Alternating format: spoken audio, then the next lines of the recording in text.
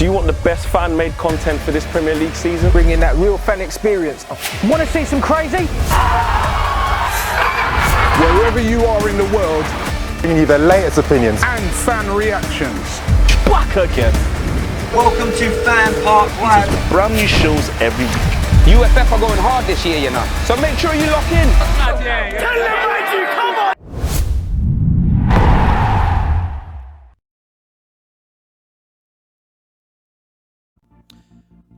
Morata finally arrives in a Chelsea shirt. 2 goals today for the Spaniard. A 3-1 victory at Stamford Bridge. The resurgence under Sarri ball continues. We want to hear from you on 0203 606 0315. Want to hear your views and opinions on that game. And of course, I want to hear a bit about Man City as well. Another goal fest. Another easy game for Pep Guardiola and his Man City boys. Give us a call now, and before you do that, smash the like button.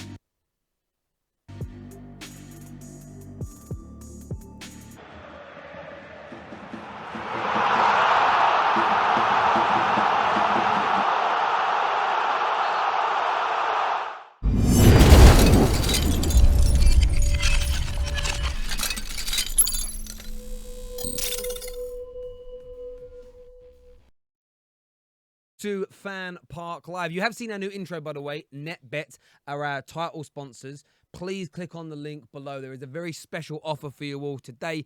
£50 of free bets when you sign up to a brand new account. Remember, you do have to be over the age of 18 and, of course, read all the terms and conditions. And as ever, gamble responsibly. You know, don't spend the rent money. Do you know what I mean? Your kid's school dinner money. Don't spend that. Just spend money you can afford to lose. And then it's a fun thing to do. Joined by Chris Kane. What's happening, brother? You good, my man? It's been a hard one today. We're obviously trying to get the games in. Obviously going for the show. I feel like I haven't done a show in a while, even though it's probably been no longer than like 10 days. Do you know what it is? It's because we the Champions League weeks make it really on off. Like Champions League week coming up, it's like we're here Monday, Tuesday, Wednesday, Thursday, Saturday, Sunday, and then we have like a week where we're barely here. So it feels like there's a bigger distance, but yeah. Actually, no. That's a lie. I came in last week thinking I was supposed to host for a show. And I wasn't meant to host on the show. That's Saturday, yes. You came. Last week Saturday, I came straight after the Liverpool. Yeah, we were all getting ready to leave, and Chris just walked in. Did I make it in time for the show? And then everyone was just like, "What are you doing here, bro?" And I was just like, Yeah, one of them ones. But I'm here today. Good to have you back in the studio, my man. Chelsea, another victory. Yeah, call the game. Do you know what I liked about today's game from Chelsea's point? Contenders. Well, mate, without a doubt. And do you know what? I mean that. And look, I know that people. Look, Arsenal are in transition, but for me, that's like proper transition. You're going from one man, a quarter of a century in charge, and they were in the doldrums. This Chelsea side, they are. Yes, but with Chelsea, for me, it's like they're used to what's going on right now. Okay, every manager that comes in. Okay, if you look at the managers they've had since Ranieri till now, lots of different types of managers, styles, man management, etc. But they're kind of used to that conveyor belt manager approach. In the last 4 or 5 years, it's been like a new guy comes in, they win a title, it falls away. A new guy comes in, they win a title, falls away. So I'm not overly shocked by how well they're doing. I think that, the scary thing is, I still don't think they've got Sarri ball, as everyone refers to it, down to a T yet. They don't, but they're still winning these games. And I haven't actually looked at the updated Premier League table, but I think that puts them now on level points with Liverpool. Yeah, I think because Liverpool had dropped 2 points. I think they were 2 points ahead of Chelsea at the time. You can double check now. Yeah, so they go level on points. They actually go above Liverpool because their goal difference was already better, and today it gets 2 goals better. So they're plus 19 goal difference. So they are now second behind 2 points City. 2 points only 2 points behind City. They haven't lost a game either, and Morata turns up today as well. I mean, really turns up today. I think. two good goals. I think it's a long time coming. I think you celebrate as a Chelsea fan. I'm not a Chelsea fan, but if you're a Chelsea fan, I guess you celebrate the performance today. But at the same time, it's just like, okay, the consistency. Was this a one-off? Because he gets the chances. Yes, this is true. He misses a lot of big chances. And it was a weird one because I remember when he arrived, it came the same year as Lukaku and Lacazette, and there was this kind of three-way comparison amongst a lot of fans, and it would be like 2 out of the 3 strikers would score, and then it'll be like over to you. I think Lacazette got the most of it throughout the season last year anyway. I think, yeah, if they can get more from Morata, then at least up until whether it be the January transfer window, the summer transfer window, at least you'd hope it'll be enough to keep them going before they go out and get that real forward that they need. Yeah, I do. Yeah, Chelsea still for me need to go and they need a Diego Costa, a Didier Drogba, a world class, or very good at least striker, a world class striker to help lead the way. But if in the meantime, as you say, he can be banging in those goals, he can be holding his own. Yeah, updated table here. Second they are now, 27 points, plus 19 goal difference. They've conceded 8 goals, so not an amazing defensive record for Chelsea, but they've scored 27. Again, the second highest goal scorers in the league as well. So you add all that in, and it's phenomenal. And the last few games, they've done it again without Hazard. So Hazard's been missing with injury. I mean, he came on and it made a difference. He did. But at the same time, it's like I was saying to our studio engineer, Javon, we were watching the Chelsea-West Ham games a few weeks ago, and Chelsea, I didn't think they were playing bad. I just think they weren't really penetrating the West Ham defence at the time. And I said, but you've got at least 70 to 75% of your game locked down. The remaining 25% is the finishing touches, which with a better striker you would have, or better forwards you'd have. Absolutely. And also just in terms of defence, going back to what you said about, conceding 8 goals in the league so far, only, 11? Is it 10 or 11 games? 11 games. So, yeah. And even then, 8 goals in 11... isn't the worst. No, it's not. When you compare that across sort of the rest of the league, City's is ridiculous. They've only conceded 3 or 4 after today's game. Put it this way: if Liverpool 5. At this rate, if they were to finish the season conceding 24 goals, that's not bad. That's a pretty strong defensive record. Of course it is, and if they continue to score at the rate they're at, it's not going to matter too much. Yeah. But in terms of Morata as well, he's 10th in the goal scoring charts, right? But you got to think Aguero. Aubameyang, Hazard are leading the way on 7. Yeah. Okay, you then got Harry Kane, Mane, Sterling, who scored 2 more again today on 6, and then Morata's sitting there on 5. So 11 games in, it's not a bad return when you consider, the company he's keeping. Mo Salah is on 5, and it's interesting how a few games can turn it round. Martial has scored all 5 goals in 4 games. Yeah. So, and Morata's isn't too dissimilar. He's now starting to score goals. And if that confidence can keep growing and he can keep putting the ball in the back, and that's, ideally, that's what the main thing for a striker is. That's what you're there for. And I've said it about Lukaku at Man United. If he's not scoring goals, what else is he doing? Yeah. And I think for Morata, if you're not going to contribute massively elsewhere, you've got to convert those chances that are presented to you. And he's started to do that. I still think that Morata isn't good enough for Chelsea. And we'll see what some of the fans have to say about Morata and any Chelsea fans, what the opinion of his. I think just with Morata is Chelsea are not in a position where they can be patient with him because he's still relatively young, but you're at that cusp between being a young player, still kind of learning your game at that age. But at the same time, he's played a lot of top flight football. He has. He started for champions, like for Juventus, for teams that have gone on to the Champions League final. Well, Chelsea Football Club, they don't have time even for youngsters to develop. And again, it's it might pain some Chelsea fans, and I know they try and pin the blame around one particular manager's neck. But Kevin De Bruyne and Mo Salah are like the standout examples. But there've been many youngsters there from Gal. Remember Gal? Is it Gal? Kakuta. Kakuta coming through. Josh McKettrum. Even recently. What's his name? He went over to Betis. Tricky winger. He was so good. I know you're talking about. Yeah, so they have lots of youngsters that come through. None of the Loftus-Cheek is a prime example of someone who's there now, who I think will end up leaving. Chelsea, for me, whatever manager comes in, they're almost you have to. They're a club that want ready-made players that are banging them in. That's why managers and players are like, if they don't hit the ground, 2 years tops and they're gone if they don't make the grade. And that's the way Chelsea operate. We've got a few calls we're going to jump straight into. Javon's going to put them in now. Remember, the number is below if you want to give us a call. Straight to it. Hello, welcome to FanPark Live. What's your name? My name's Alice.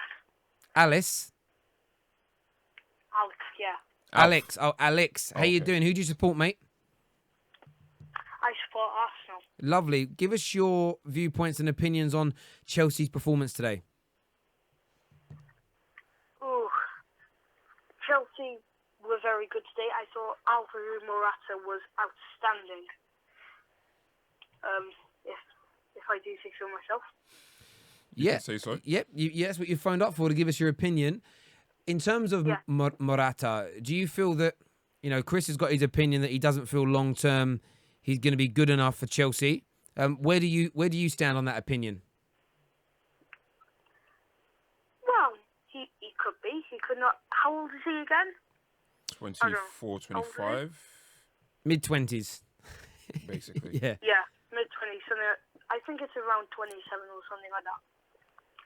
So he does have a good 4 or 5 years under Oh, his belt. snap. He's 26. If Yeah, that's not he young player wants no to more. see Chelsea, I could easily see him moving back to Serie A, maybe a lesser team than Chelsea at the moment, maybe like AC Milan or something, because I feel if he doesn't, because at the start of the season he wasn't putting in very good performances, and he wasn't that good against Arsenal, to be honest, well, apart from that goal. But yeah, going back to the point, if he doesn't carry on putting in good performances, I can see that Sarri's going to drop him. And if he doesn't keep that up, if he keeps the bad performances up all season, I could see him get out the door next summer. Mate, I don't disagree. Really appreciate your call. Thank you for calling, bro. It's true. I think he makes a good point. If he doesn't continue, he needs to score those goals. You're a striker, and I think you can create, you can hold the ball up well, you can bring people in, but quintessentially, when you're a striker, you've got to be when you've got opportunities to score, you've got to be converting them. You know, if you're being brought in as a player that's like a target man, and your main job is to link everybody else in. If everybody else is scoring around you, great. But Morata gets one thing I would say that he manages to find himself in opportunities to score a lot. Yeah. Is that conversion rate that's been so low. So good points there, young man. Let's jump into that next call. I believe we've got a Chelsea fan coming moving through. Hello, welcome to FanPark Live. What's your name? Luke. Hello, Luke. You're a Chelsea fan, I understand. Yeah. Good. What was your views and opinions on today's performance from Chelsea and, of course, from Alvaro Morata? I think today's game was an improvement on Morata because he has scored 4 in 5, I believe. Okay. And if he keeps on improving, he will score lots of goals. What's the likelihood of that happening? Because I don't know. I think when you're a team like Chelsea, you're a team that should be. I'm not talking about just this season, just generally where your club is. I think you should be challenging in the Champions League, should be challenging in the Premier League. So I guess if you're looking at your number one striker, and this isn't just about Morata, this is just about like your strikers in general, do you not think, I mean, obviously you want to see them score goals like they did today, but before we really start talking about I don't know, I'm of the opinion that if he repeats this for 5, 6, 7 games, then it's a different conversation. I don't know if I'd be prepared to speak about him, not glowingly, but just, I don't know, just taking time. Because you're at Stamford Bridge, you're facing Palace. If you're any striker at Chelsea, you should be scoring goals. And yeah, go on. I want to see him score against the top 6 because last season he only scored against, this season as well, he scored against Arsenal. So if he scores against Tottenham and Man City in the coming games, I will say he has improved. I think you're right there. I think you're right. I mean, having a 20-goal season scorer is brilliant, and goals against the smaller sides is important. But you also need a guy, especially now with how tight it is at the top of the league. And I said Man United would catch up, and they're starting to. When you look now from top of the league to Man United in 7th, there's 9 points. I think that will be the top 6 very soon. It's close, and then if you take City out of the equation, you move City away, everything's really close now. There's 7 points between, 7 points between 7th and 2nd is a small gap when you think of the quality of players in those teams. So when it comes to the top 6 playing each other, there's going to be, and I'll quote Chris here, those clutch moments in those games. You need your strikers to perform. And we look at Liverpool this year. Yeah. And could their downfall be their performances against the top 6? Their main man, Salah, 7 games against big sides in Europe and domestically, and he hasn't scored. Man United have this problem with Lukaku. Doesn't score in those big games. And, if you take Lukaku out, Can I... yeah, go on, Kushkan. That, when I was watching the game, defensively we looked a bit shaky at the back when Zaha and Townsend were coming at us. If we can fix that issue at the back, we can be solid through around Christmas. It's true. Look, in fairness, that Townsend and Zaha run at all clubs and they give all clubs trouble. Yeah, that's exactly what I was going to say. Yeah. It's for me, that's just par of the course. And you know what? They only really cause you problems on 1 or 2 occasions over a 90-minute period. I think that in football, you're always going to have, okay, unless you're Man City, they don't tend to have this problem because they are just elite right now. Every other club is going to have, you're going to have 5-minute, 10-minute spells on 2 or 3 occasions in games where your opponents get at you. And what you did today, barring, I mean, even that goal, it was good play by Crystal Palace today, the good 1-2. But it was actually the drifting and the mentality of David Luiz. He chased the ball rather than staying with the runner. There were people, I don't know who the ball was passed to, who Townsend played the ball to. But he was a bit like a moth to the light, David Luiz. He moved in. As he moved in, there's all that space. If he just stayed where he was and stayed with the runner, they wouldn't have even scored. So, yeah, a few little moments of concentration need to be improved. But I think Chelsea is set to go. And I don't think defensively, I think they'll get better defensively. And, with Chelsea as well, they're going to spend more money. They're going to spend more money in January. They're going to spend more money in the summer for Sarri. You just got to hope. My only concern for Sarri is if Abramovich sticks to suit. If you don't win the league within 2 years, you're gone. Like without a doubt. Every manager who hasn't won the league in a 2-year period, or some managers that have won it and then not won it the year later have lost their jobs. Look at, you've had managers win the double and then go the next year because they're not good enough. My only concern would be before this system really clicks, he gets rid of the guy because he hasn't won a title. Having said that, you would hope that all managers are looking at the fact that City right now are just head and shoulders above everybody, and I think it's going to take time for a team to catch them and beat them. And I think just thinking that it's going to happen in a year is crazy talk. Oh, he's gone. He hung up. But anyway, thank you very much for your call. Thank you, Luke. We want to touch on City for a moment because they have played today as well. Let's do that. 6. I want to hear from Chelsea fans on this as well. I know that 100% Chelsea fans are tuning into this show, and of course people on UFF as well. Sorry, mate? Yeah, record it. So Man City, 6-1 victory. Light work. Today. And it was light work. I've seen I haven't seen the game, but I've seen snippets. People asking why Southampton weren't tackling their players. Oh, yeah, the little melee in the box. And it was almost like FIFA. It's crazy. And I was talking, me and Javerne were talking off air, and I was sitting here and thinking, well, look, Liverpool are neck and neck. Liverpool are, for me right now, the closest challengers to City. And up until yesterday, they dropped those points and they're slightly behind. But Liverpool have had a number of games where I feel they have scraped over the line. So City at home, I think Arsenal yesterday, they were lucky to walk over a point. The Chelsea game, took a last-minute screamer to turn it round. So they're against big teams. And then there's been a few games against the smaller clubs where it's been Brighton as an example, very, one goal in it. Huddersfield, 1 goal in it. Now, I think there's a big difference between what Liverpool have done and then when you've seen some of the games that City have scraped in the past. Because Liverpool have won these games often not being the best team. And I think there's a big difference between not being the best team and scraping a draw or scraping a victory. And then where City, on the other hand, when they don't score 4, 5, 6 goals, and they may only scrape a 1-0, they have still battered the team in terms of dominating the play and been the best team on the pitch. And I feel over a 38-game period, that is what's going to make... I think they're going to end up winning the league by 12, 13 plus points again, just because even when they're getting smaller victories, the 1s and 2-0s... It's not like they won you're never really going to have a Guardiola side under the cosh. But their goals not being peppered. Yeah. It's not as if they're not creating opportunities and chances. It's more the fact that a goalkeeper's having a great game, or they're just not quite clinical enough. And I'm not having a go here at Liverpool. I'm not having a go at Chelsea. I'm not having a go at any other big team. They are just head and shoulders above anything I've seen in the Premier League right now. Now they have to turn this into trophies. They have to turn this into European success. In my opinion, over a 3 or 4 year period, if they're going to be granted the best team ever in terms of achievements. But in terms of dominating games, I've never seen a team do this in the Premier League. I've never seen a team do this for 18 months where 95% of their games against all opponents, they are by far and above the better team. And I think back to Man United's best 2 teams, 99 to 2001, 2002, and 2007 to 2010. And even in those runs where European titles were won, 3 league titles on the bounce, the best team in the land, there were still loads of runs where we scrape 1-0 victories, or how did Man United get out of jail today? Or we lose 2 or 3 I remember losing 2 or 3 on the bounce in those runs. Yeah. There were still moments of vulnerability. And every other team in the Premier League right now, Liverpool, Chelsea, Arsenal, are behaving like top Premier League teams have done for a quarter of a century. City are behaving like something I have never seen before. You know, it reminds me of this. It's like everybody trying to fight Thanos in Marvel. Everyone trying, and they're just like, no, you can't get near them. You know, it's like no matter what. You know, Liverpool have changed their approach this year. They've realised we can't go gun-ho because we concede too many goals. So we're going to have to be more pragmatic. Yeah. We're going to have to attack in less numbers, reserve energy.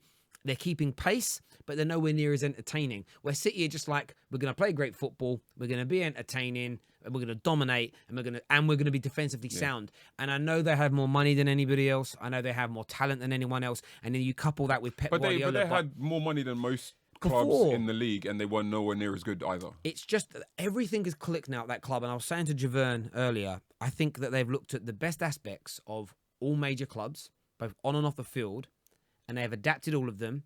And they, for me right now, forget where the money comes from and some of the stuff to do with financial fair play and how they run the club. I can't think of a better run football club from top to bottom in world football.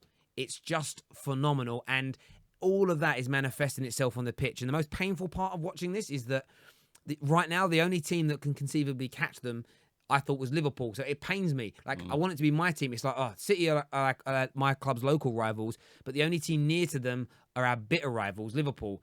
It's just the most painful time for me as a football fan. My thing is, like, when Pep Guardiola signed for City, and to be fair, like, if there's one individual, it wasn't a player, it wasn't a series of players that City needed to sign to really go up a level. It was always a coach. I always said, like, when Pep arrives, I won't be that impressed by what he does in the league, even if he wins it, and even if he wins it at Cantor. Yeah. Like, I never celebrated City's victory last year. And bearing in mind, I am one of the biggest Guardiola fans you will ever meet, right? Like, I've been studying this guy for close to 10 years now, right? But I always said, no, I'm going to judge this City team by what you do in Europe. So I know we're talking on a Premier League match day. However, I think it's important that when you talk about City in general, we also talk about how they go about their football on the continent. And I've always said where that jump arrives is where they start thinking like Champions League elite teams. Yeah, I get that. It's the same thing as, as a semi-PSG fan, obviously being born in Paris, it's the same thing. It's like, I don't really hype PSG. Yeah. Because even though Ligue 1 is obviously a weaker league in comparison to the Premier League, it's with what you've done domestically, you have to carry that over. And when you talk about the greatness of a team, it's like, that's why I'm going to judge you as a great team. No, I agree. And that's why, do you know what? When people always ask me what a great manager is, this isn't something I thought up. I heard this on a radio show once, maybe about 10 years ago. And they were debating great Premier League managers. And I was like, well, if you win the league, you're a great manager. Or if you win it. And somebody said, like, no, I think there needs to be like a real elite standard to be considered great. Otherwise, too many people fall into it. And he goes, in terms of winning things, he said, like, there was three factors. It was one, you've got to have done something he said all three of these factors have to come into play for him to consider you great. You've got to have changed the face of football or had a team that's like world renowned. So you could sit there and think there's lots of Premier League managers that have done that. Pep fits into that right now. Fergie does. Wenger does. But then he says you've also got to win back-to-back league titles. Your team has got to do it too. I think a lot of people that are not professionals don't understand how difficult it is to win when you've just won. Yeah, because you come and I've listened to, and that's why Fergie for me was the greatest, because he just kept it going for 25 years, and when they didn't win, they never fell off the edge of a cliff. They came back. So it was winning back-to-back titles and then winning the European Cup, the Champions League. So it's almost a case of when you think about Premier League managers, you've only really got Fergie and Jose. Again, Jose didn't win the European Cup here, but you've only really got Fergie and Jose in the Premier League era that have ever done that. Yeah. And then you're looking at elite list. I think Pep Guardiola is already in that because he's done it. Yeah. He's done it already and elsewhere. He's likely to do it in the Premier League as well. Yeah, in terms of winning things back to back and then winning European trophies and changing football. I've got a question for you. What do you think it will take for City to jump up to that next level? Mindset. It's all mental for me, and I've looked. No, but so what is keeping them? So let's get molecular with this. I think. So when you say mindset, I agree. And I'm talking. I've got this belief in football that the way fans behave and feel, I think it manifests itself into the club and into the team. I think they will. There's something in the fact that when your team gets behind you, that's why you win more games at home than away. Okay, generally speaking, the dimensions of a football pitch are identical. The style of play is the same. the crowd are the 12th man, and Anfield's tough because it's intimidating and things like this. So I think the crowd play a big part. I look at Man City, and I'm talking about fans in the stadium. I'm talking about maybe the way they're spoken about for many, many years by the press. I think it seeped its way in. It was almost like they're living on a really expensive street with other millionaires, but they're lottery winners rather than self-made people. So that's like new money. It's like we don't really know we know how to spend it. We know how to buy Ferraris and we know how to buy yachts, but we don't know how to handle having that kind of money. Yeah. Right? And I think that it's about, and I think Pep Guardiola, and he's the guy, because of his standard of football, he's the guy to come in and give them that elite mentality, and where it will change when the fans get on board. And there was a great, Neek Sports had a great interview with a Man City fan that went viral on their YouTube channel. And he was speaking about how they just don't care about the European Cup. And if the fans don't care, Oh, wow. for me, that does seep into players, because I think that it's if your players do something you love and you appreciate and show them, that they do it again. If they do something bad and you show them, or they have a bad attitude and you say, actually, that's disgusting, please stop. I think most players, I don't buy into this nonsense, I don't care. I think players do care about what fans think. And until fans, and this is like an old school City fan, been through the mire, it was like, we don't respect Europe. We don't like Europe, especially since the financial fair play. They boo the Champions League anthem. And a lot of City fans, they legitimately don't care if they win it or not.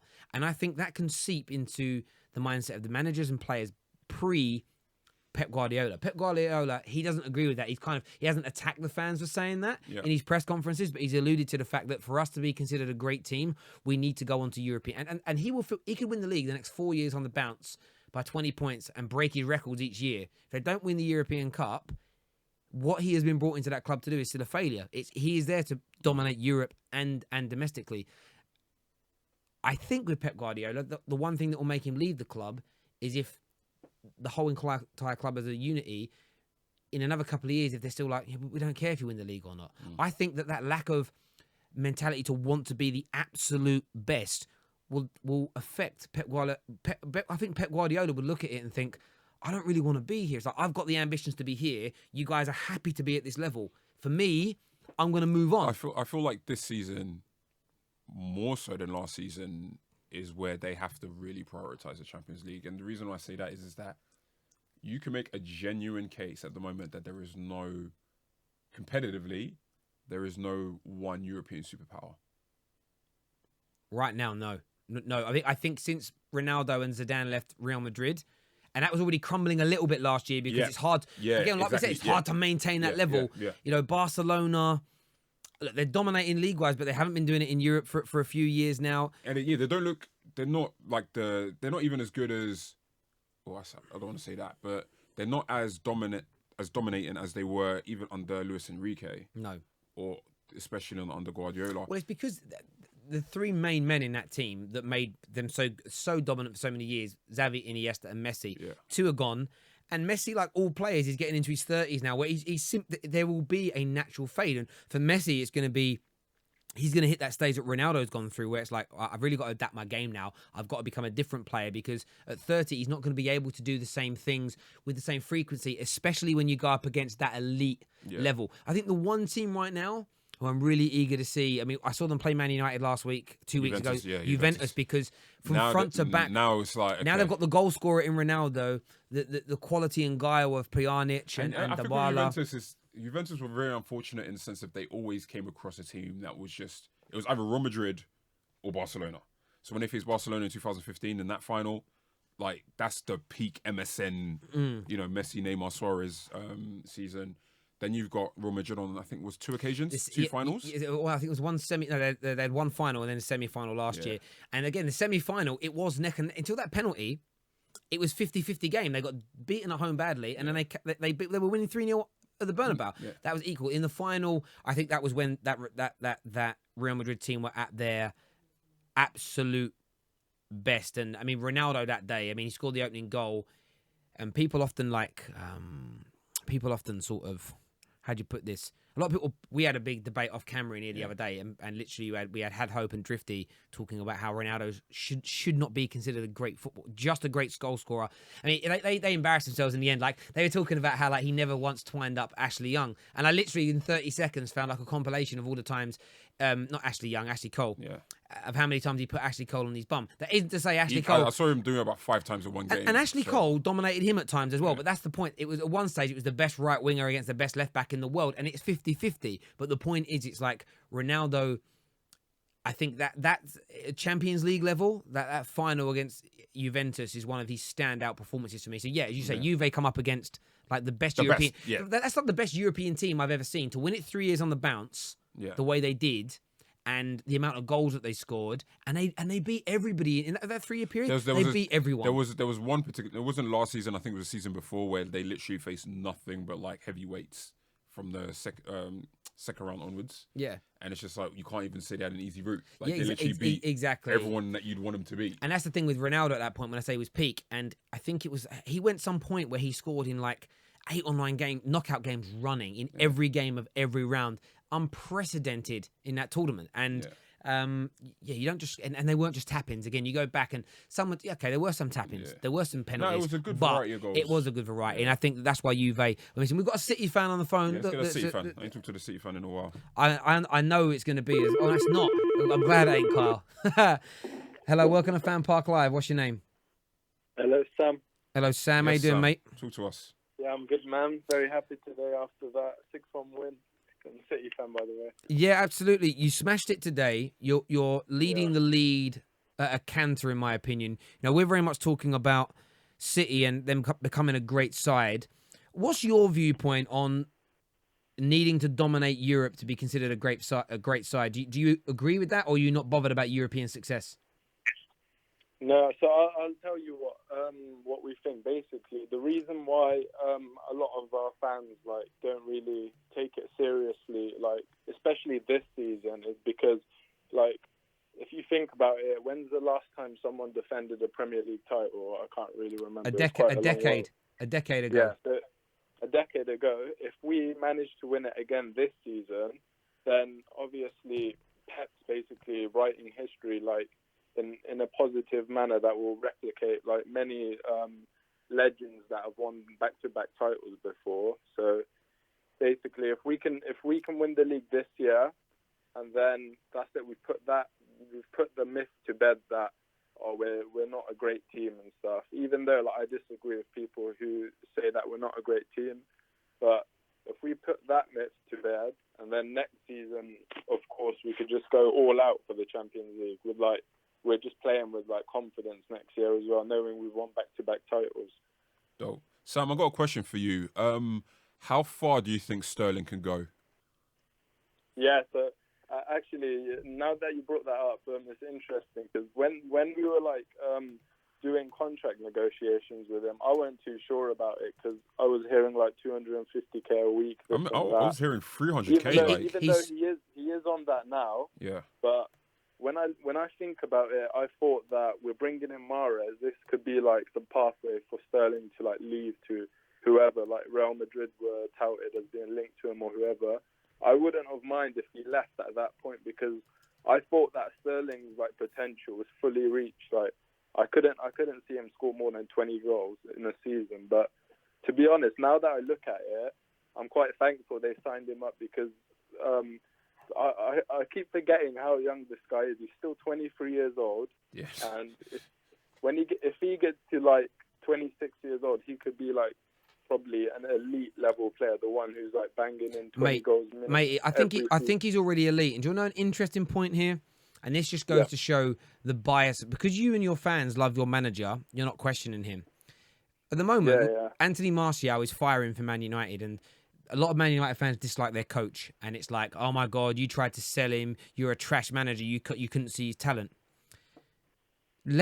18 months ago, Alexis Sanchez was this close to joining Arsenal on the transfer deadline day. City, you mean?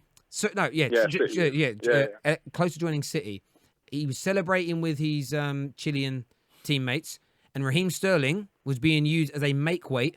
Pep Guardiola was allowing him to leave the football club and go in the other direction. Now, if you look at both men's careers since then, Sterling is, for me, one of the most informed players in world football right now, and he still has his entire career ahead of him. And Alexis Sanchez is stagnating. Doesn't mean he won't come good, but he's stagnating. So again, nobody, and I'm not having a go at Pep here. These things happen, and times change, and players suddenly come on and impress you. But the fact is, he was willing to sacrifice a young player in Raheem Sterling, who is now smashing every other young player in the league to bits in terms of performances, for Alexis Sanchez. And it just goes to... And do you know what I rate about Sanchez it's Sterling in this situation? Rather than being a crybaby, rather than sulking, and I'm not just having a go at I am having a go at Martial here, rather than sulking and being a crybaby and all of his supporters attacking Pep Guardiola every week, he got his head down, he's worked hard, and he now deserves, and I know I know some of the people that represent him at Colossal Sports Management. I know them very well. The new £300,000 a week contract he's going to be signed in the next few days. He's absolutely flying, and he deserves that. But if he would have acted like a baby, I go, no, I don't want to play for you because you don't rate me, where would he be now? Raheem Sterling is an absolute professional and has shown every young football player, and he gets a lot of stick, but he's shown every young footballer how to behave. The stick's undeserved. Do you know what? It's not even just like for the City. I think even from the Liverpool days, I think from the situation obviously leaving Liverpool, I think a lot of the fucking negative coverage he's got in the media and in tabloids and whatnot, I think the fact that he's not acted out. Yeah. Whether it be acted out or spoken out, I think he's like a calm individual, so it just sums up like the type of professional he is. Man, I don't know his mum, but if you listen to their story about, if you listen to his mum and the stories like about his childhood, I think his mum had to like leave and go work abroad and left him for a while. Like not left him in a bad way, had to go work and make like. I think I think his mother is a great and a strong influence, and his sisters are a great strong influence on his life. Yes, he's made a few mistakes as a young man, bruv. We all did, especially when you grow up in an inner city environment. You know, I grew up in one of the worst housing estates in the UK. We all made mistakes when we were younger. Do you know what I mean? And to be and if I had the cameras all over me when I was that age making those mistakes, I wouldn't hear the end of it. And the difference is he didn't do nothing wrong. I think his upbringing is good. I think he's a humble man. I think he's an honest man. And I'm really impressed with what Raheem Sterling has done. And he could have snapped and he could have lashed out at the media and made himself more of a target. Instead, he did the most important thing. He carried on perfecting his profession, and he is now reaping the benefits. 300 grand a week. Well deserved. Appreciate your call, mate. Thank you very, very much. We're going to move back on to talking about Chelsea now. I know there's a few Chelsea fans on 100% Chelsea, but we're kind of talking about City because we want to hear. It's important to talk about. This is one thing I do dislike about unique channels, is that they only ever want to speak about their own club, and actually, for your club to be successful, you need to get past City. So let's talk about City and what your club can do to overtake them, because as great as Sarri ball is being, as great as the progression, you ain't winning the league until you surpass them. So how can you become better than them? Let's chat about it. I got a question for Chelsea fans. Please call us in and give us your views. Like I've said, I've had conversations with other Chelsea fans about what you could do this season, and essentially how far off you are. Javon, not to restart that conversation because that's not what I'm trying to do here, but this is more a question to the fans in general. Are you contenders? Now we're like 11 games in. I think we have a decent enough sample size to have an initial assessment of where teams are at in terms of their progress this season. You're only 2 points behind City after 11 games. They haven't played yet, have they? Who? Chelsea and Manchester City haven't played there yet, have they? No. Okay, so that could tell us a lot about how close Chelsea are, because there are a lot of similarities between how Chelsea play and how City play. It isn't this, Liverpool City situation where there's styles that complement one another. And, they say Klopp is the antithesis of Pep and all that stuff. So no, if you saw the Napoli City game last season, even then Pep said in terms of positional play, in terms of that brand of football, he actually put Napoli up there, outside of us. And Napoli don't have, for me, the same level of quality. They're best players now at Chelsea. So, I want to say he's their best player. I think you need Jorginho for that system. I think he's that pivot as an example. In terms of making things happen, I would definitely still put Insigne. Insigne's great, but I think player for player, Chelsea have a better squad. And I think having Jorginho as part, I think without Jorginho, I don't think Sarri ball would be as possible. But no, I make you go on. Continue your point, mate. So just to Chelsea fans, please, call us in or write and message the live chat and ask it. Well, tell us, how close do you think you are? Because I don't want Chelsea fans to say no, we're not close. Maybe that's what a lot of other fans have accused me as an Arsenal fan of being when Arsenal have been on the multiple winning around and saying, you know, you guys are acting fake humble. You guys really believe, but you don't want to set, you know, you don't want to set expectations.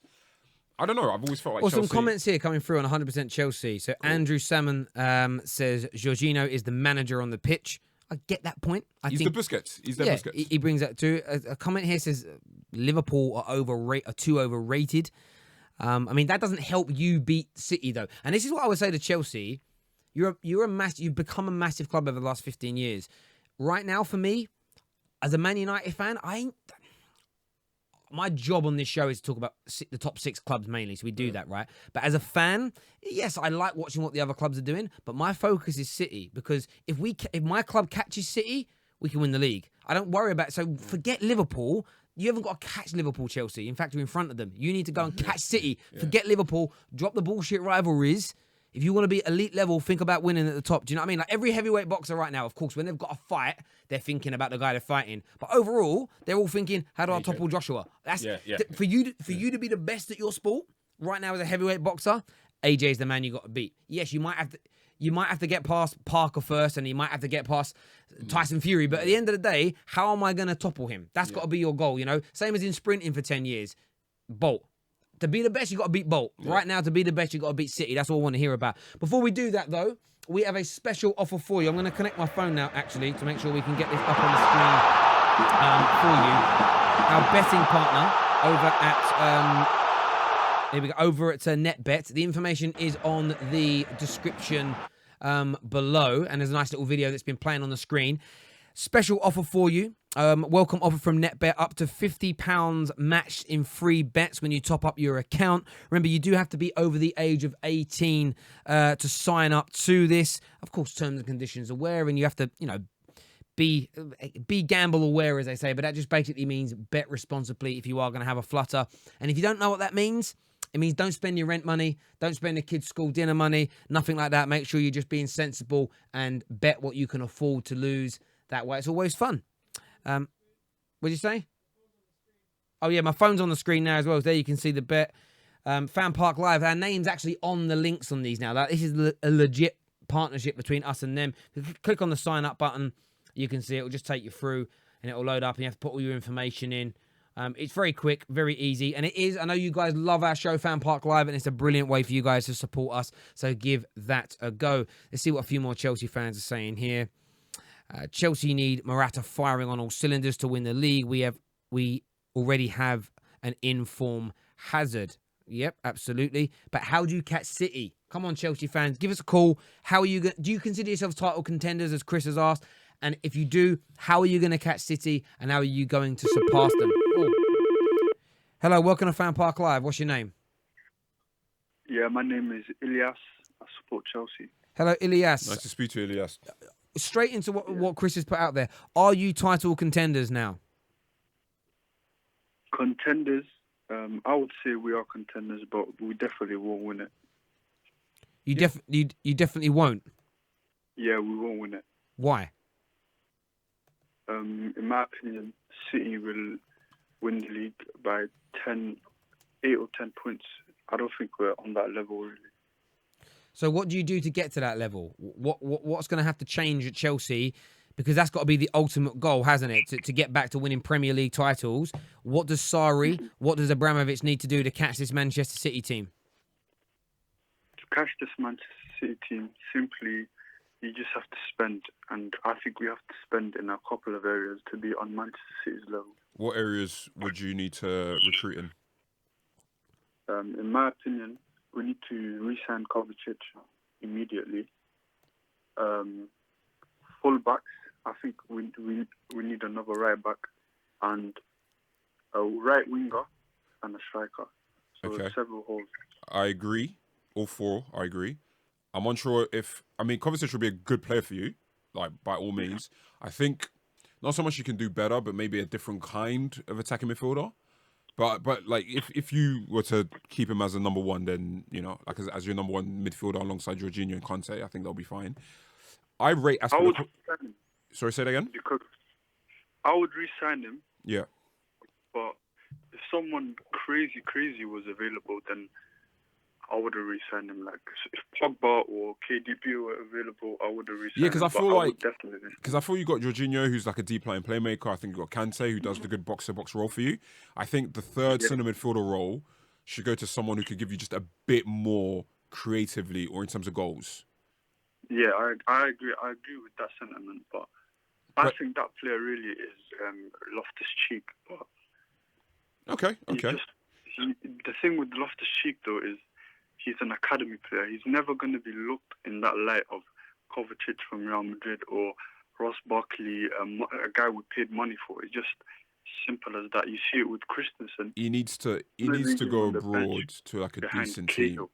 He needs to go abroad to a decent team. I think if Jadon Sancho and Reece Nelson has shown us anything, if a young English player goes abroad, because obviously Loftus-Cheek had his time at Crystal Palace, but there's only so much you can shine at Crystal Palace if you look at the situation over there, especially the way they started the season last year under the Bowl. But I think what I'm actually most interested in is you said right back, and I think Azpilicueta has been a great player for you since he signed for you. Oh my God, No. Like historically, but I'm interested as to why you think you need to replace him now. Like that's interesting to me.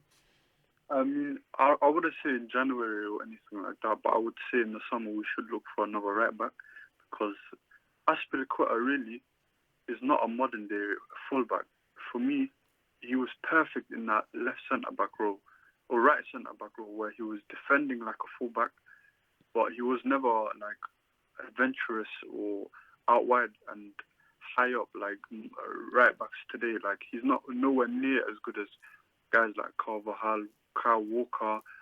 I think there's several players that are better than him in that position. I think he doesn't add to the attack, and he really like even in the Europa League games, you see a guy like Zappacosta attacking the spaces, really dominant offensively. And in today's game, I think I would prefer that than someone who's very hesitant and just not good on the ball. I don't think he's good enough on the ball. Okay.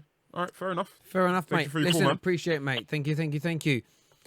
Comment here actually on 100% Chelsea says, quite simple. We are surpassing expectations. Before the season started, everybody was saying that we weren't going to be good enough and we wouldn't make the top four, and we are proving them all wrong. I wouldn't overly disagree. I didn't put Chelsea jumping. It wasn't because I didn't think Chelsea would improve. A bit like Arsenal. I actually thought Man United and Spurs would both be better than they have been. However, it's 11 games in, and what I've loved about this league so far is that we're 11 games in, and you would look at, say, Spurs and Man United and go, their starts have been a lot shakier than everybody else. Arsenal have had this great long run of winning games. Chelsea have surpassed expectations. Liverpool have become this defensive team of unity. Man United has been awful, but forget City and for a minute, like Man United are only 3 points behind Arsenal and only 4 points behind Spurs, and Spurs are only like 3 points behind like Liverpool and Chelsea. It's so close, but I think, and it's about who grows from this moment. The reason, what's his name, Andrew? I think so. Yeah. Yeah. Sorry if I got your name wrong. The reason, why I agree with what you says is more so it's less to do with underrating you guys. If you've watched Napoli over the last few years, and if you've known what Sarri was about, I think that was the best managerial appointment Chelsea could have made. Because you have a proper coach who plays football that suits the players themselves were saying it last year. We don't like the way Conte coaches us in terms of the way we want to play. It doesn't suit us. I've been a big critic of Hazard in terms of the top level because I felt like when you're on job, you're the best player in the league. Why don't I get the feeling you're the best player in Europe or one of the best players in Europe when it comes to the Champions League ties or when it comes to putting on a Belgium shirt? And, what a valid point that people would reply with is just like, well, the teams that he'd play for, the coaches he'd be playing for when you're at the Champions League level didn't allow him to express himself, and that's not just Hazard, that's but I used to range of players. I agree with that. I used to have that argument with people when Wayne Rooney was being trash talked when it came to England at major tournaments. And I always made the point that, but go back and look at those coaches over that time. Some of them had good names, as in like Fabio Capello, but look at the boring, stagnant football we played and look at who was around him and compare that to what Fergie was doing. Like, England didn't play like Manchester United played, as an example. They didn't train how they trained. You listen to what some of the ex-players from England have said about it. It was like they'd be at Man United, and it was elite level training, modern day football, and they go to England, and it was throwback. You know, we didn't even recognise players with the quality of like Matt Letizia and then Michael Carrick and people like that. Like the continent raved about them. England was they don't have a good long shot. They don't crunch into tackles, and they're not like a big lad or whatever. And I think that I look at peak Rooney. 23, 20, like between 18 and 25 in this England team with Southgate, the way we're playing, he would have dominated because it would have suited. It's the way he was as a player. Rooney wasn't like, there was aspects of his game that were very British, but he wasn't like a British. You listen to what, again, that's just what I always do when it comes to, I like listening to what proper players say. You listen to what Ronaldo has said. He called him the pit bull, but he says it wasn't just his strength, it was everything else, because he wasn't like a normal British player, if that made sense for his time. But again, England didn't mess him up. And I think you're right with the likes of Eden Hazard. I think he loves Sarri because the football is more open and it flows more, and you do get the best from him. But I think that now puts a bit more pressure on him, because I think a lot of people protected Hazard. Wow, because we played with too many pragmatic managers, that's why he'd go. For me, a player like Hazard with the potential and the quality that he's got, he can't be going 5, 6, 7, 8 games without scoring or influencing. The position he plays in, he has to be consistently involved in the games, and he's done that so far this season. But he needs to now demonstrate that. And if he does go off the boil and has if he goes from mid-November to mid-January and only scores 1 goal and isn't like the driving force in games, that would almost end arguments to me that he is at that world-class level. I would then put him into that same kind of category as someone like an Ozil, where it's 2 or 3 months of the year he is one of the best players on the planet, but then he falls off the edge of a cliff again. And I don't know, but like he's done it. I don't know if I agree with that, because he's done it throughout a whole Premier League season in a way that I've not seen Ozil do that for Arsenal. Okay, I get that, but for me with Hazard, he's always a player I enjoy watching. He's always exciting. But there's that 1 year where he did do it for the entire season.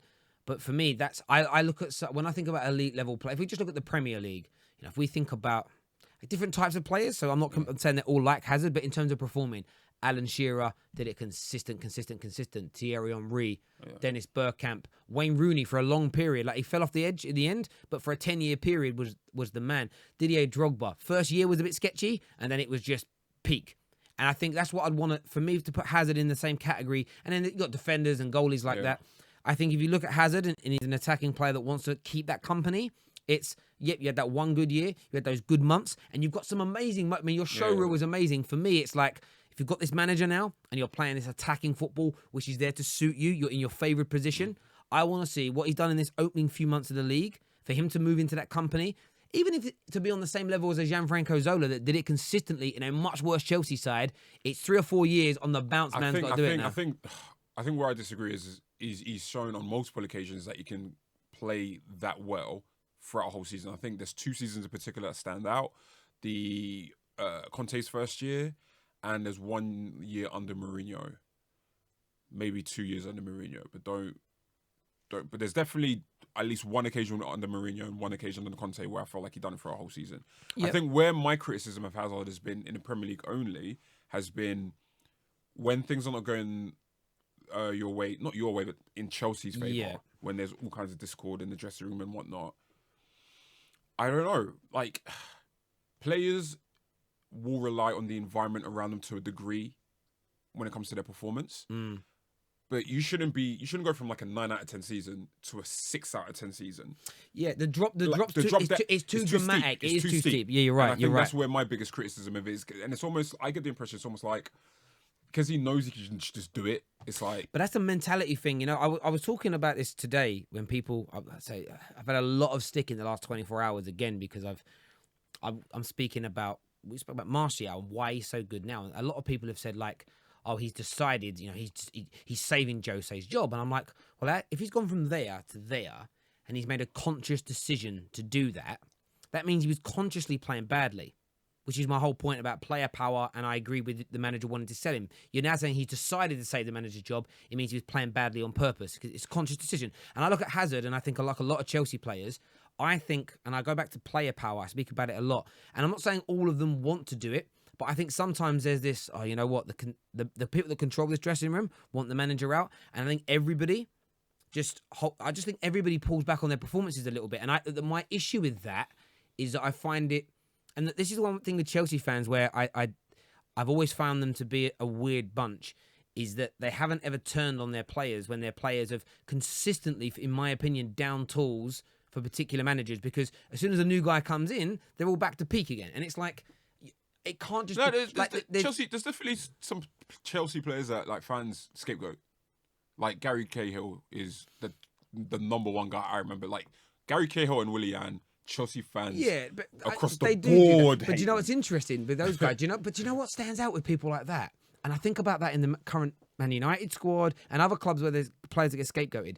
Those two players, through the bad times of Jose and the bad times of Conte, and I know that Willian didn't get on with Conte. I mean, the man blocked him out on the FA Cup winning photo thing. They still performed, in my opinion, to their levels. Or they would go out there and try, or they wouldn't talk trash about the manager. And it's almost like, what I've noticed with not all fans, but some modern day fans, it's like at Man United.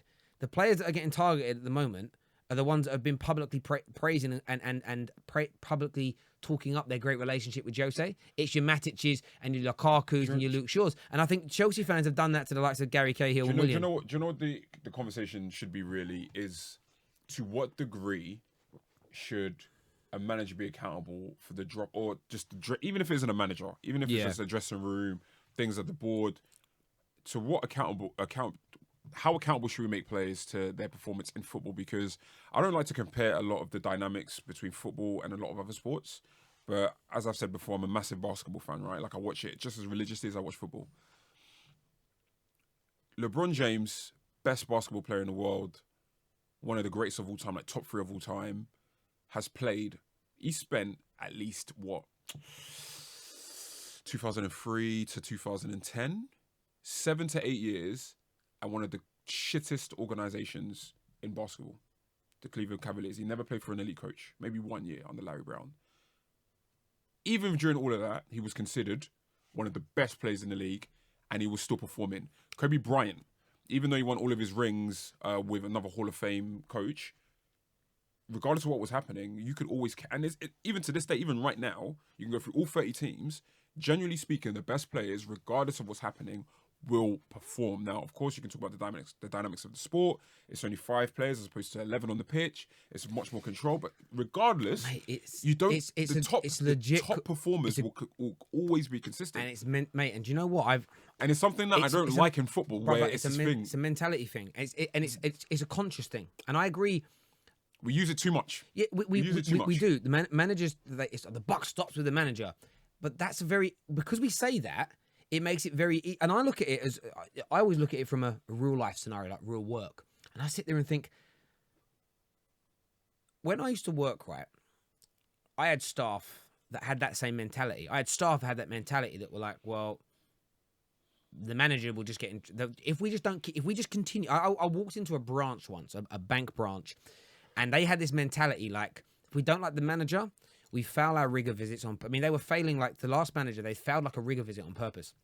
And rigor in this organisation, it was like where internal people came in to the branch, and it was like, you had to, like... So it was like, tell me what the keys on your keys do. Tell me like your rules when you're withdrawing money. It was like legitimate questions that the bank regulations were there. And they would answer the questions wrong. It's like, if you get a regulator, you can't touch these keys unless you're signed into the key book. And it'd be like, they do tricks like, can I see the keys? You know, you have to respond, I can't hand them to you, sorry. I can show them to you, but I can't hand them to you. I can't tell you what each individual key does because you're not allowed to know because you're not signed on to them. But these people were like, there's the keys. So they were failing these things on purpose. And they were doing it because the area director at the time, rather than going into a branch and taking care of the 10 really bad staff members, which is a big... I'll just get rid of the manager and put a new guy in. It's easier.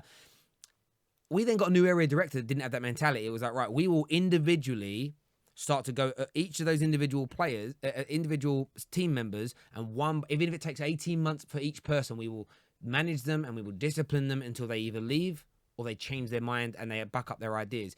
It was a longer process, but it fixed the area. And not just that one branch, everywhere it improved. And I look at that with football clubs, and I look at Chelsea, a great example of this. If they hadn't allowed player power to become so prevalent and they backed their manager over their players from day one, I truly believe that they would have dominated. Those 3 years that Man United won the league, and they've won lots of things, Chelsea, in the last 15 years, but I believe they could have won up to almost double that. And I think they could have won more if the manager was always in charge, rather than going, oh, it's falling apart for 18 months. The players are like, oh, don't like this. And this is the problem I've got at my club. That's why I was fearful of us not backing a manager and letting players rule. That when I get a manager that comes in now, I love the football.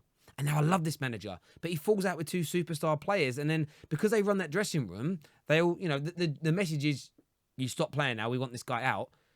Then what? Because you've let that become culturalized as part of your club, and I could never allow for that. And just blaming managers is such an easy way out. And then equally, if the managers, what these same fans do when these players suddenly turn it back on, if that same manager's still there, they don't praise that manager for improving that guy or improving the relationship. It's because the player decided The way I look at it is, it's the a thing about player nonsense. power and always siding with players is that it assumes that the player has done everything in their power to perform at the highest level possible. And we know that there's different levels of motivation. Of course. And when the same group of players, and this is why Chelsea are always a prime example, when the same group of players do the same thing under multiple managers, or if the same player gets the same feedback at multiple clubs or in his international field, there is something to be said that it's not the manager's fault. Luke Shaw's a great example here. Pochettino at Southampton, he's youth coach at Southampton, Roy Hodgson for England, LVG, and then Jose Mourinho all publicly spoke about his unprofessional behaviour in terms of his diet and his lack of work rate and training and his adherence to tactics.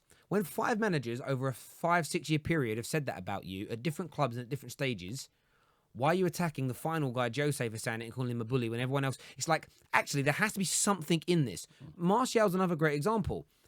Marcel Desailly's comments, Didier Deschamps' comments, the French press's comments during 2006 Euros about being good enough, about work rate, about attitude, about a bit of laziness. If those people are saying it before Man United and during his Man United career and before and during his Jose management time, how can Martial FC not for one second an actual thing? Yeah, exactly. Why can't? I'm not saying that we solely blame the players here. My point is, if people outside of Jose's world have been saying the same things, why for a second can they not even believe it to be conceivably possible that the player is responsible for 10%, 20%, 50%? And I think you're right. I think to blame it all on managers, I think is a coward's way out. And there have been players at all of our clubs that, for me, have been a culpable of being cowards. And do you know what? If I just hide away here and not perform, this manager get outed, then I'll improve my game for the next guy and I'm a hero again. And for me, maybe it's my age now. I just can't stomach that kind of thing. But listen, everyone, thank you for tuning in. As always, Chris, it's been a pleasure. No worries. Please smash the like button. And if you haven't done so already, go down to the description below. There's the link. You have to be over. Terms and conditions apply. Really good special offer for you there for new customers. £50 of free bets. Check it out if you like to bet responsibly and have a little bit of a flutter every now and then. Take care. Good night. God bless. And we'll see you all again soon. Bye-bye. Peace. Oh. What time do we